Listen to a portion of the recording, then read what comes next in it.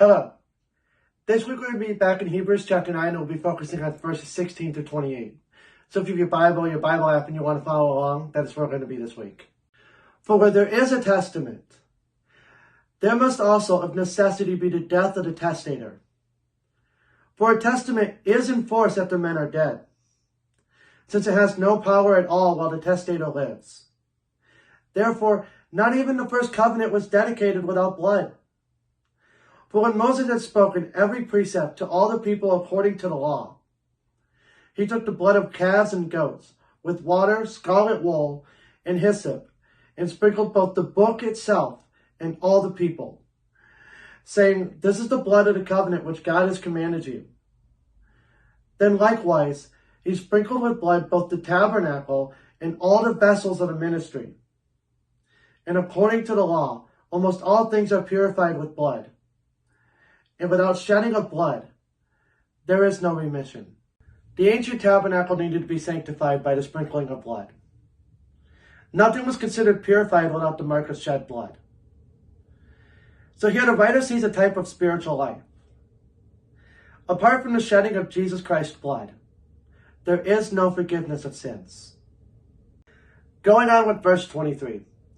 Therefore, it was necessary that the copies of the things in the heavens should be purified with these. But the heavenly things themselves, with better sacrifices than these.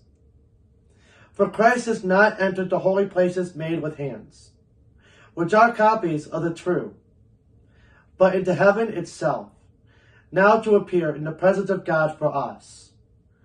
25.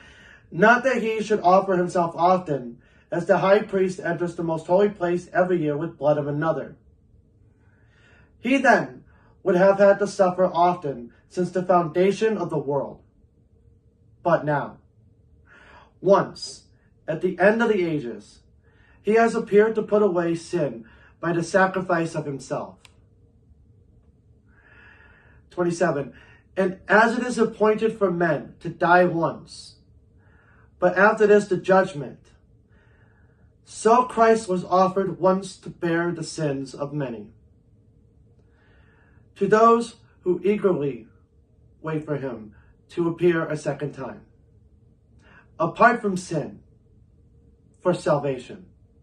A testament or will has no legal authority until after the death of the one who made it. As illustrated by the ratification of the first covenant at Sinai, Exodus chapter 24, verses 5 through 8.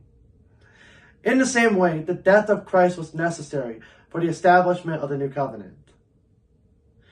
The Old Testament sacrifices were only earthly copies of heavenly realities. This necessitates better sacrifices than the blood of animals. The complete adequacy of the sacrifice Jesus offered is seen by the fact that it only needed to be offered once. Physical death does not end conscious existence. There is an after this. There is a heaven. There is a hell. Jesus Christ appeared on earth to accomplish his atoning work.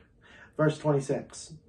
Then he entered into heaven, opening the way of access to God. Verse 24. And one day he will appear and consummate our salvation. This is the second coming. So receive Jesus as sacrifice, which forever secured personal and intimate access to God. Chapter 10, verse 22. And wait eagerly for his second coming. Thank you for watching. Next week we'll be starting Hebrews chapter 10. I hope that you can join me. God bless.